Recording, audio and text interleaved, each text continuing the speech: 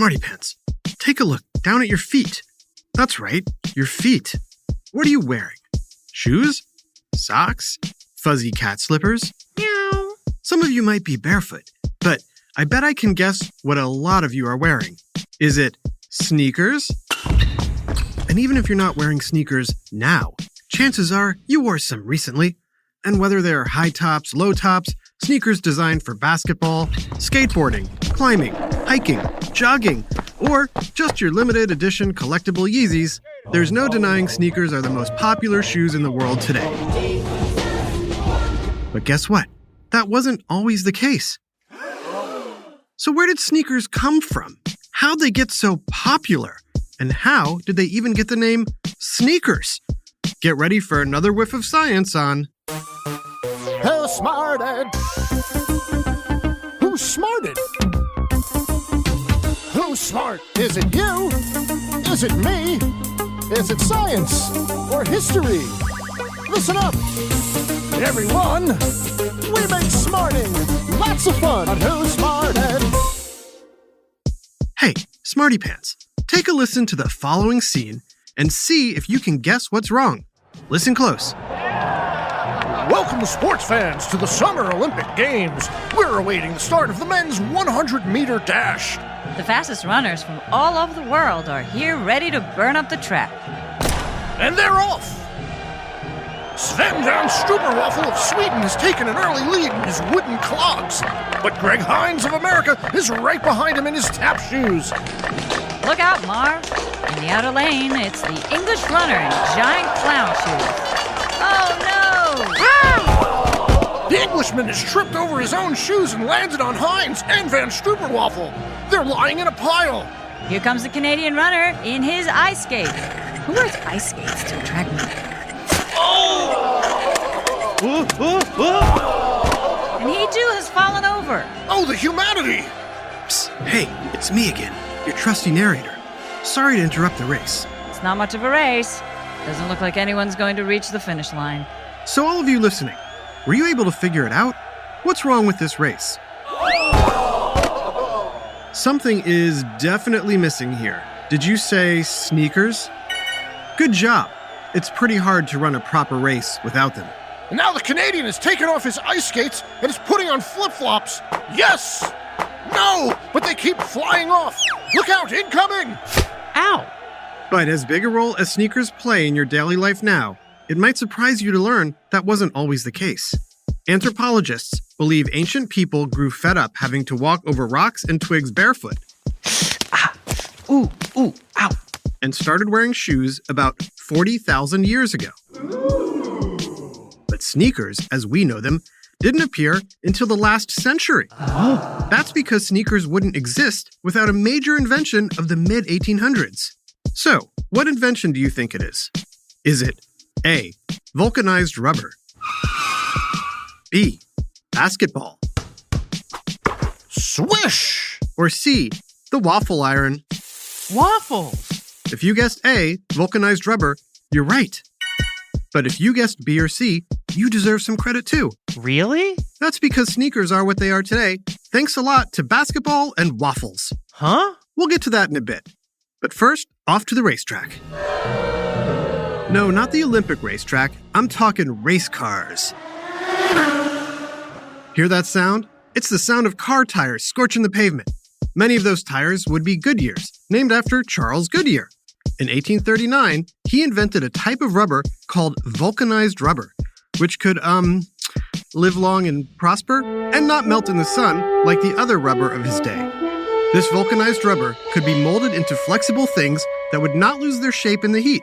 Things like tires, shoe soles, and basketballs. Now, you may have heard a thing or two about this game called basketball. Maybe even on our Who Smarted basketball episode. Who smarted? It was invented in 1891 and quickly became popular around the world. But to play, you had to have the right kind of shoe. Dress shoes were too stiff. Boots too heavy. Slippers slide and fall apart. And stilts? Well, they might help with your dunk, but have you tried running with those things? Whoa, whoa, whoa! Basketball shoes needed to be light, durable, and most important, flexible. In 1916, the U.S. Rubber Company started selling shoes that fit this need, with rubber soles and canvas tops, called Keds. If you want shoes with lots of pep, get Keds, Keds. They still exist today. Maybe your parents once owned a pair.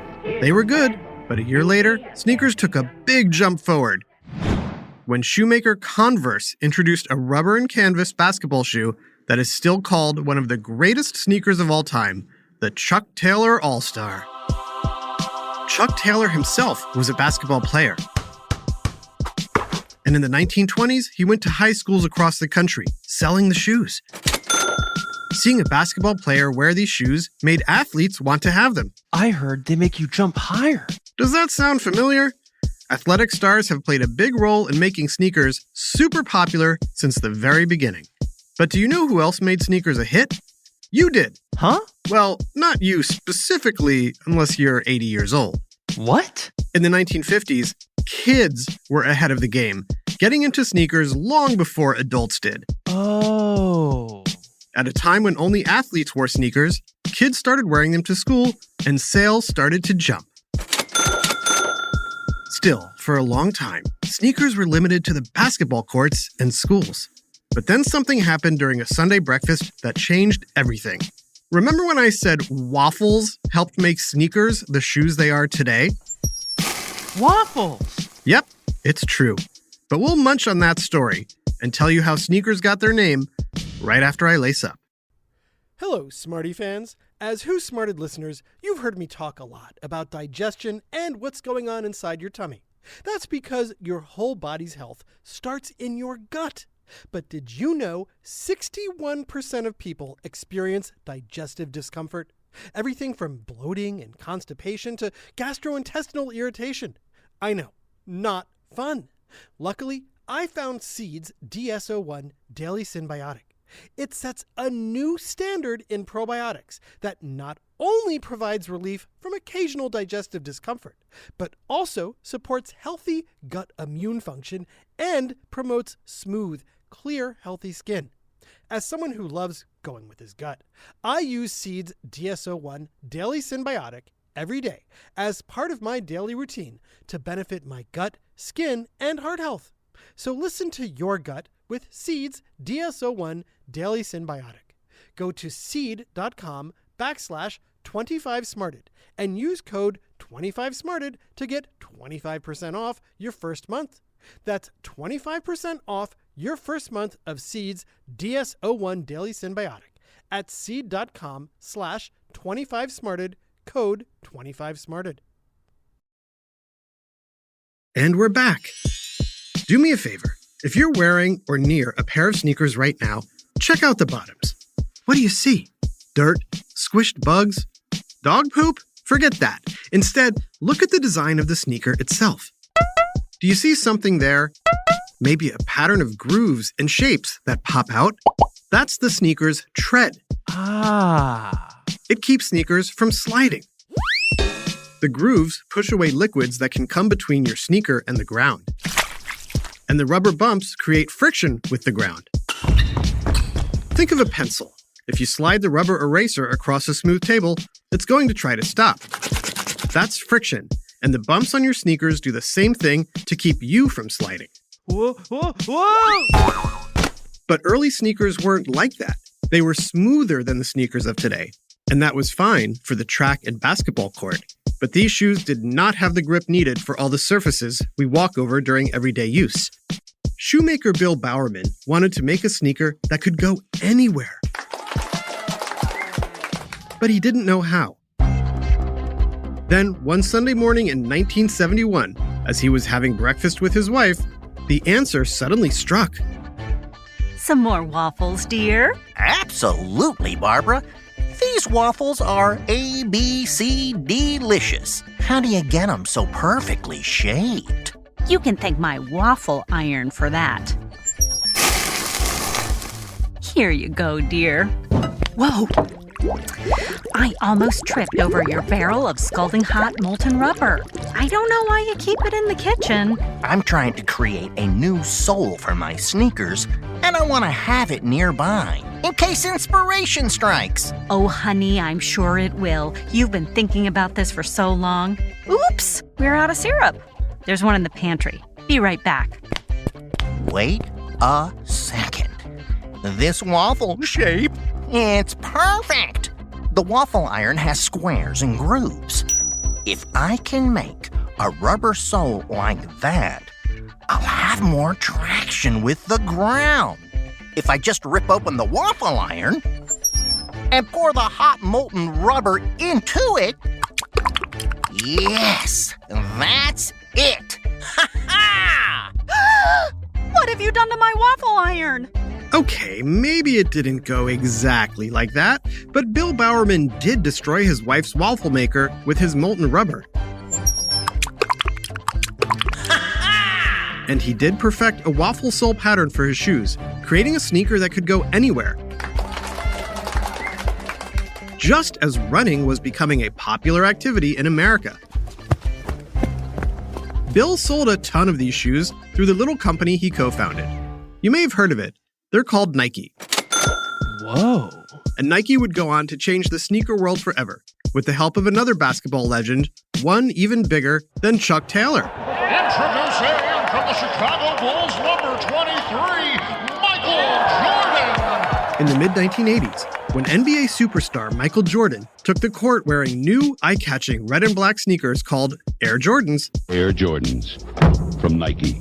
everyone wanted to have a pair. Did you see the new Jordans? Since then, sneakers have developed all kinds of designs and colors, becoming a fashion item, something people wear just because they look and feel good, even if they don't play basketball and prefer sitting on the couch to running. Want to watch a movie? Today, everyone wears sneakers. Hip-hop stars, Hollywood celebrities, even world leaders like Vice President Kamala Harris, who can often be seen wearing her Chuck Taylor sneakers.